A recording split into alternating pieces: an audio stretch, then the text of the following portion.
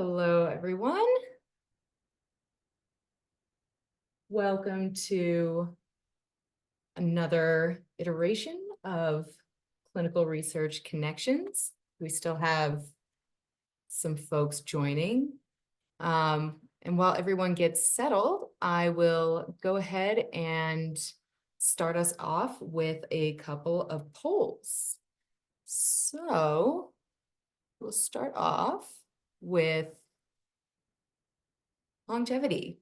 How long have you been involved in clinical research here at the university? We'll give everybody to answer that for just a moment. And while everybody gets settled and answers those polls, I will go ahead and introduce our topics and speakers. Today, we will be hearing from the Blood Bank's Laboratory Services Manager, Diana Pruden, who will be talking about the blood bank here on campus. And we will also be hearing from OnCore Manager Crystal Greer to give us a demonstration of OnCore. We have a couple of announcements to share with you at the end of the meeting, and we will have a little bit of time at the end of the meeting for members of the community to share your announcements as well. So if you have anything that you would like to share with the group or something coming up for your department, please don't hesitate to share then. So it looks like we have a pretty good mix. A lot of folks who've been here 1 to 2 years, many folks who have been here more than 5 years. So always glad to see everyone sticking around. And if you have newer folks in your department who are interested in getting to know the resources on campus a little bit better, please go ahead and share these clinical research connections meetings with them. I'll also go ahead and ask, let's see. I think that brings us to the end of our polls today. So without further ado, I will go ahead and hand it over to Diana Pruden to talk about the blood bank.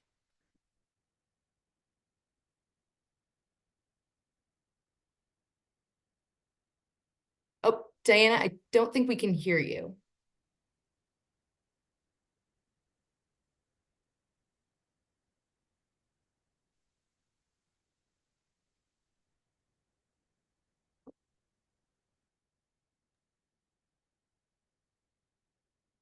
Nothing yet. Diana, would you be willing to work with Sierra really quickly just to troubleshoot maybe some of that audio? And instead we can start off by hearing from Crystal. Sounds good. I volunteer as tribute here. Thank you so much. Yeah. How's everyone doing? I just want to lead with when I was first brought into this, people were just kind of indicating that there seems to be a lot of questions or curiosities about OnCore.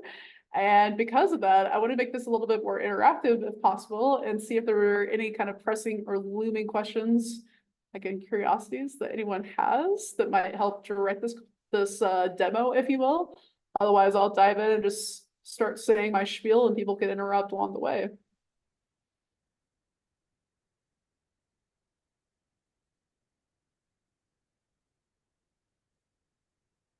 So now I'm going to pick on Aaron later and say that no one has any questions. Everyone knows OnCore. We're fine. All right. Well, I'm just diving in here into a train environment. I might toggle back and forth between our prod and train environments, depending on what I want to kind of show and tell here. But ultimately, OnCore, just to go over the kind of the basics, OnCore is a CTMS. A CTMS is a clinical trial management system. So this is the specific application or research enterprise that our campus chose to use for tracking and managing clinical trials across the life cycle of clinical trials. So if it's human subjects research, probably gonna have it in here. And if there's any kind of billing component, like a billable service that's provided or rendered, or any kind of invasive procedure, you're probably also going to have what's called an OnCore calendar. kind of first things first, when you log into OnCore, you're going to have these little widgets. You know, if you're someone that is actually assigned a role within a task list, you might have some activities populating in an active task box here. They'll tell you protocols you might be assigned to, upcoming tasks. You know, it'll be more filled out like this, like what you see in Prod for Me. You'll also have favorites that are based off of the favorites that you yourself have selected. So based off of your given, you know, permissions, roles within the system, etc., you have access to various menus and consoles. And you can come in here and find anything that you go to a lot and just say, hey, I'm going to click that little star or a specific star here in order to favorite it up above. Your main hub is always going to be the PC console. PC console is going to be your nice and easy, friendly way to get to any kind of protocol. We always recommend that before you go to any place, your PC console is where you're going to get onto, think of it like a landing page in order to navigate to any other console or section of your protocol.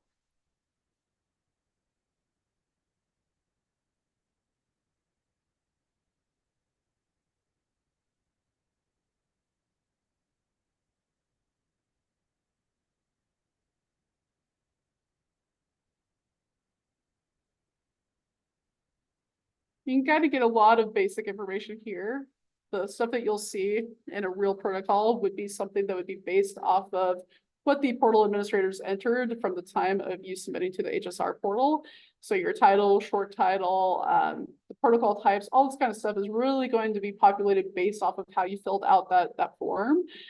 So not to speak about other applications, but I can't stress this enough, being really accurate and hyper vigilant about what you're entering anytime you're submitting, be it an initial build or an amendment build. It's critical to kind of help direct the portal person to fill these things out accurately so you don't have edits down the road, and also minimizes impact for the OnCore team too when we talk about calendar builds in particular. You have like your staff tab, which is something that is on the responsibility of the study team to maintain. So as you have staff that come and go, you know, please click update. Kind of another little tip I can always provide for OnCore is that if you don't have the ability to do something, look for an update button. Update will kind of unlock or open up other abilities that you have based off your permissions and roles too. So once I hit update, suddenly I have the ability to add. I also really like pointing out some other areas that are here too that as researchers on our campus you might interact with, or it might be helpful and good to know. You have the institution tab, which will show what institutions from an OnCore perspective that you have that are associated to a given protocol. Your status too, really big for your regulatory coordinators, but you will see a direct correlation between the status that's here and the protocol status that's up here. I think one of the main questions that we get a lot of times from OnCore support is study teams writing in talking about a calendar status, and they'll say, I performed all sign-offs, or I know I performed CRM sign-off. Why does it say that it's an initial IRB approval, for example? And it's because protocol status is really coming from this tab. It has nothing to do with the calendar itself. So just like to highlight that, anything that's kind of a frequent flyer kind of question. And also kind of a hot tip too, you can also always click the little arrows if it gives you that, and it will help you to navigate to a specific area. So if you're in the main tab and you know you want to go to task list and you don't want to have to deal with clicking into status and then click the tab for task list back and forth from up here, you use the shortcuts when you can. Similar to reviews too, if I need to go to IRB and upload a review, upload a new consent, something like that. This is how I navigate there as a shortcut.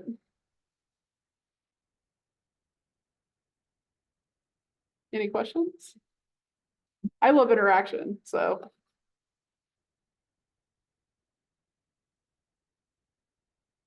Thank you, Erin.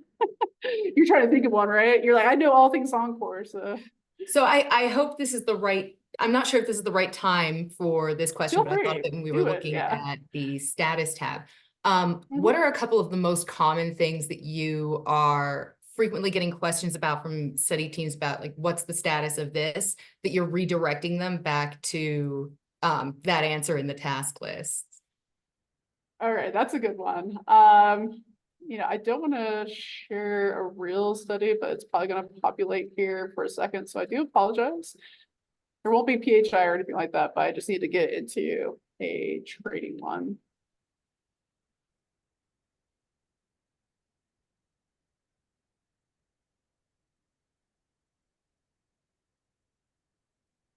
So when we redirect to the Tesla slot, or where you'll get like the little friendly, helpful screenshot for me oftentimes, is because someone will write into OnCore support asking about where's my build at, or what stage of the calendar build it's at, something like that.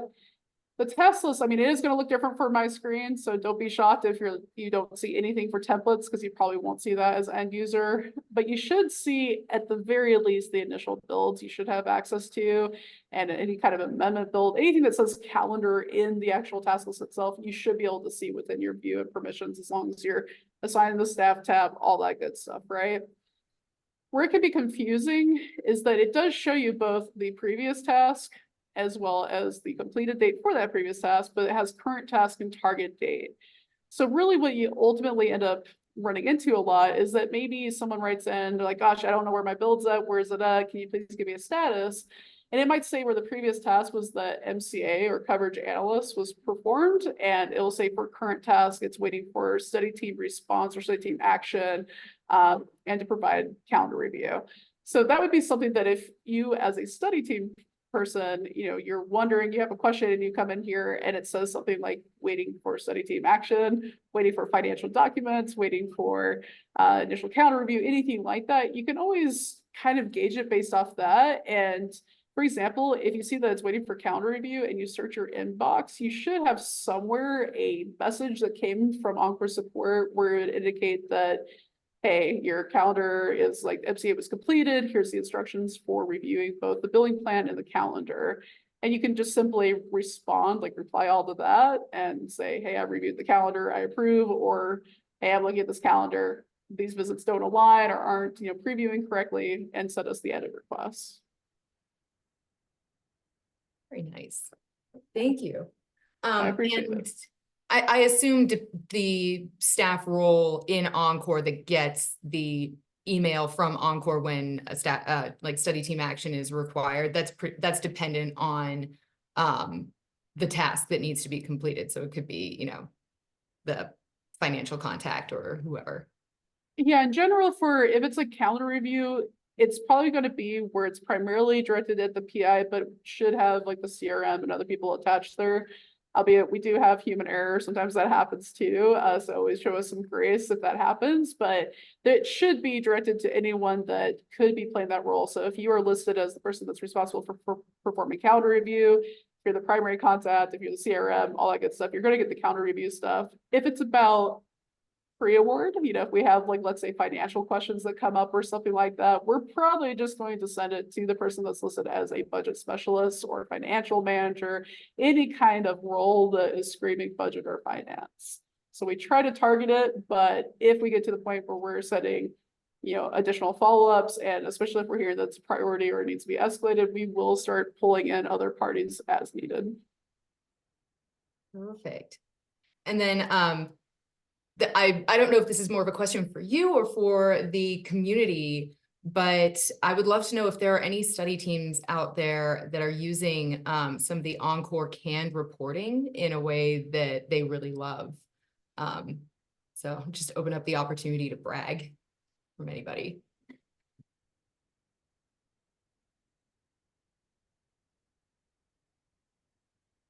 Well, we're seeing if someone comes off mute. So that's also a good point. A lot of people, depending on your role, you will have some visibility in reports.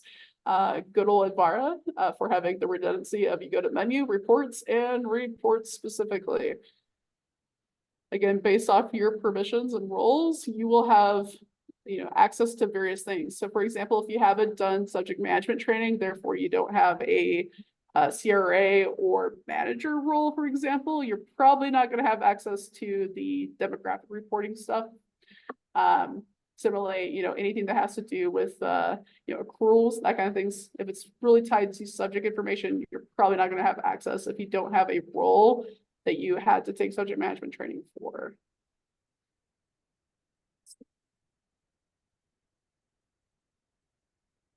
Perfect. But Well, maybe this thank- gives people something new to look at too when they're playing in OnCore again. Excellent. Well, thank you so much for coming to talk to us and give us this demonstration of OnCore and help us with maybe some of those common pitfalls. The task list I think is one of the most useful tools that took me way too long to learn about. So thank you very much. And if anybody has any additional questions, please feel free to unmute yourself now or share those in the chat as we move on to the next speaker. But again, Crystal, thank you so much. So I will go ahead and move on to our next presenter, who will be Diana Pruden from the Blood Bank. Diana, have we been I able don't to know. successfully? Can you hear Oh, me? yes, we can hear you now. Okay. Perfect. I had my cell phone just in case as well. All right. I don't know. I guess my PC likes Zoom better than my laptop for whatever reason. So, all right, let me share my screen. So I just have a quick PowerPoint to talk a little bit about the blood bank. Maybe. All right, there we go. So we're also known as transfusion services. I think we like blood bank better because it's at the top of the alphabet and it's shorter, honestly. But probably technically we're a transfusion services because we don't draw donors, which according to the FDA is what makes you a blood bank. So, but more people know blood bank than they do transfusion service. So where are we? We are in the new tower. On the second floor. Basically, we're in the northwest corner of the second floor by the employee garage of the new tower. We have moved around quite a bit. This is the fourth blood bank in just over 10 years. So we would really like them to stop moving us because it's kind of a big deal. And then, so what do? Primarily, we receive blood components from our suppliers. We have quite a few different suppliers. Our main one is Vitalent, which is just down the road over on Lowry. And then we also have a secondary supplier of American Red Cross. We also get some blood products from Children's, who has their own donor center here on campus. And then PVH up in Fort Collins also has a blood center. So we get small amounts from those last two. We get whole blood, packed red cells, platelets, plasma, cryoprecipitate, and then we got some other rare things that we don't see very often, including some of our research products. So we also test all of our patient specimens. We have to determine ABRH for everybody. We have to have 2 identifications of ABRH on separate samples so that they we kind of eliminate the possibility of a misidentification of the patient. We also do antibody identifications if someone has an antibody, which is like a really complicated Sudoku puzzle, but I think that's honestly one of the things that the blood bankers like is the puzzles. And we do a lot of pre-transfusion testing here. Let's see. Oh, really So quickly. we manage all of our blood supply. Oh, yep. Oh, I'm sorry. Diana, we are seeing your presentation, your notes screen, not your presentation. Oh. Okay. Well, let me switch that then. Hold on. Oh, please.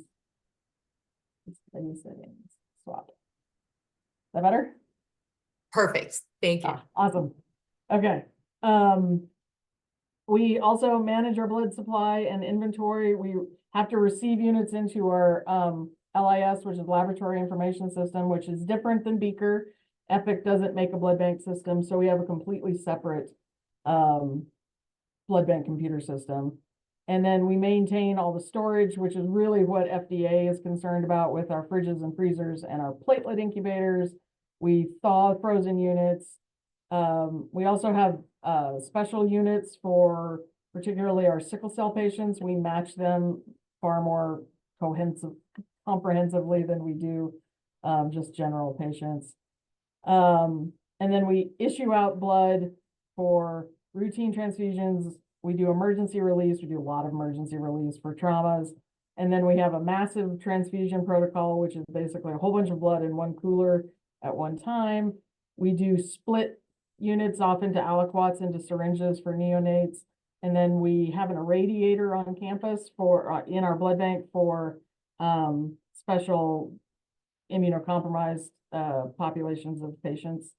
And that with that comes a lot of FDA scrutiny because it has a radioactive source. And so we have currently now, we have 27 techs, which is kind of a mix of MLTs, MLSs, and SBBs. So, and MLT is sort of like an LPN. It's a 2-year degree instead of a 4-year degree. The MLSs are 4-year degrees, and then the specialists are an additional certification above that. We have 4 leads, 2 on days, 1 on evenings, and 1 on nights. We have a supervisor, we have quality coordinator, we have me.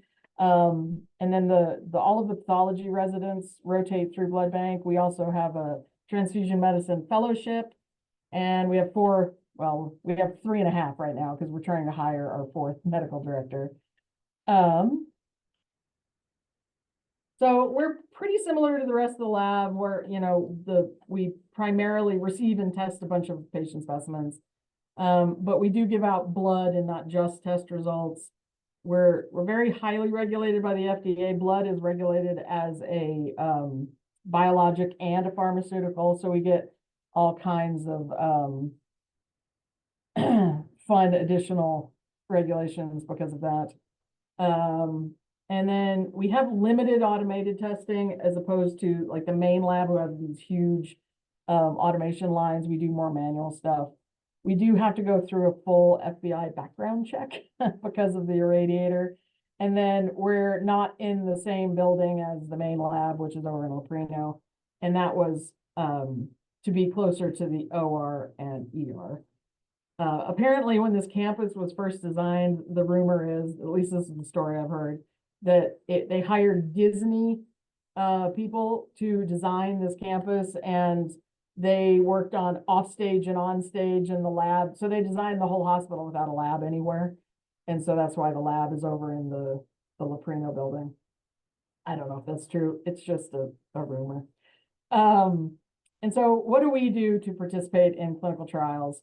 So we receive in the experimental components. They have to be stored properly. Sometimes we have to do additional things to prepare them, whether it's like a reconstitution. Right now we're dealing with cryopreserved platelets. So that's basically frozen platelets. And we have to kind of thaw them out and kind of rehydrate them sort of. And we have to maintain the blind when we're issuing, which is sometimes really challenging because if the experimental product looks completely different than the standard product, it's very hard to maintain a blind. And then we have to build the products into the computer system so that we can use them in the computer, which sometimes is challenging. We may or may not be unblinded, and we may or may not be responsible for randomization. But we do maintain the documentation as required by the study protocol. It's a lot of paperwork and access to REDCap or other study databases. And we don't have any research support staff, so this is all done by us. And quite honestly, oftentimes the person doing the database is Dr. Berg because she's has to maintain her like city training, which we all had to do that for the CPP, the cell fire platelets, which was challenging because it was, I don't know, like 30 something hours of training, something like that. So kind of a quick down and dirty of the blood banks. Anybody have any questions?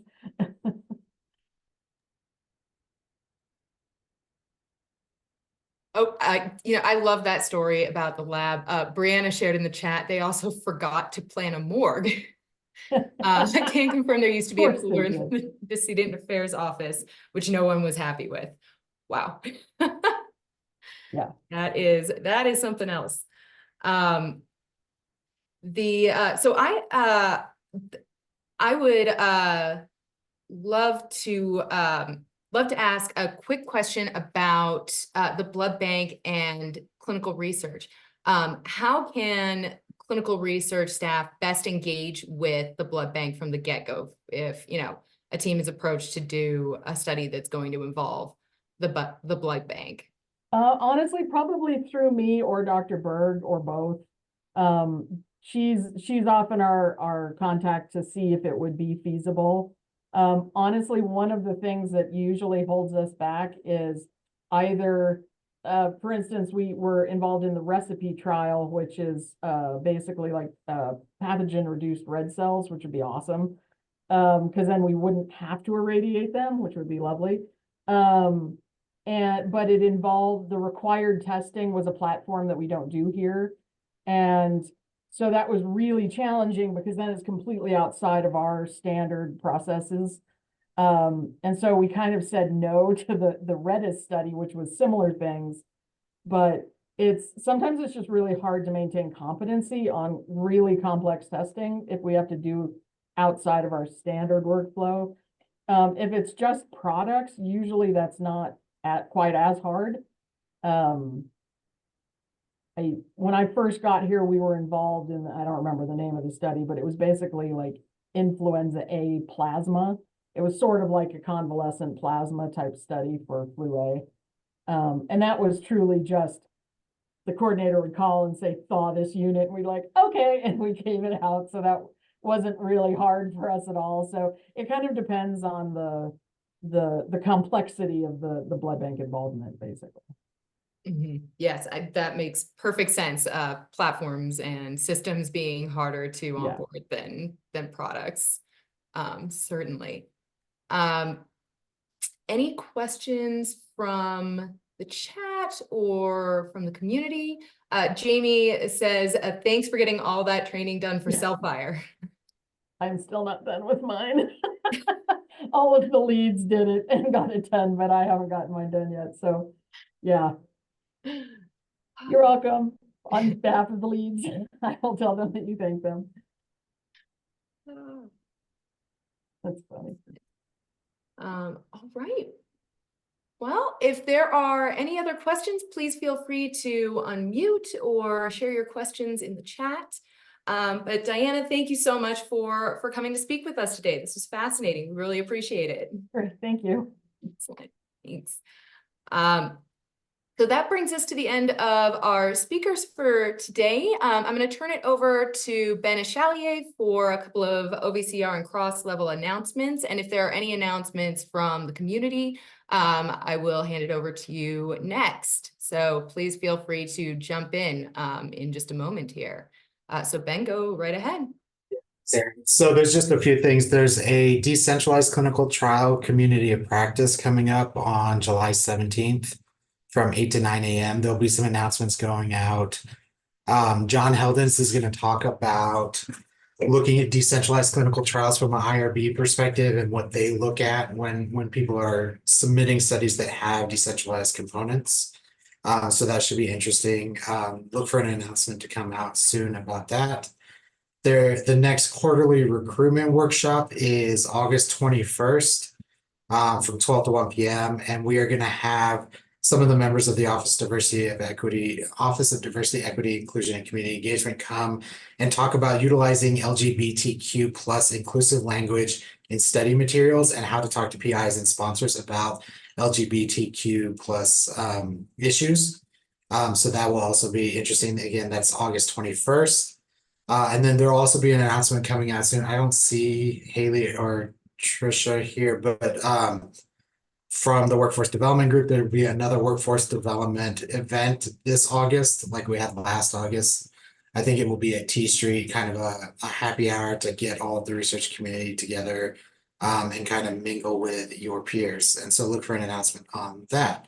Then lastly, we've seen a drop off in attendance at these meetings. So we are kind of thinking about how to adapt and how to make this useful. So if anybody has any ideas on that, feel free to reach out to Aaron or I about that. We are considering making these more of a quarterly meeting with high-level updates, announcements, and then having more of a seminar series with specific topics that people are interested in hearing from. So if anyone has any thoughts or ideas, please reach out to one of us. And I think that's all I have. Excellent. I'm seeing some thumbs up reactions from the group here. And also, if you want to direct your attention to the chat, Sierra, thank you for sharing the Decentralized Clinical Trials Community of Practice virtual gathering, the Zoom registration link for that. And Crystal, thank you for sharing some information on the topic of DEI terms. So there's also a link for that in the chat. So if there are any announcements from our community, please feel free to unmute and share what's going on in your teams in your world.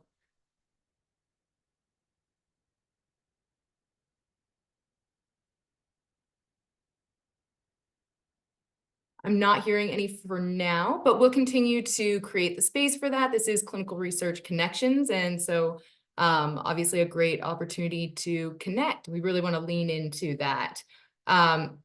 With that said, our next Clinical Research Connections meeting will be July 16th from 12 to 1 p.m. And we will be hearing from Kat Sutherland at the CREO, and we'll also be hearing from the external IRB team. So I hope to see all of you there. Registration for upcoming sessions and recordings, a link to recordings of previous sessions can be found on the CROSS website. I will go ahead and share that in the chat right now. And if you have ideas for future topics, please feel free to email researchstudies@cuanschutz.edu with your suggestions. Recordings of this session will be posted online by the end of the week. So thank you very much, everyone, for attending, and have a wonderful rest of your day.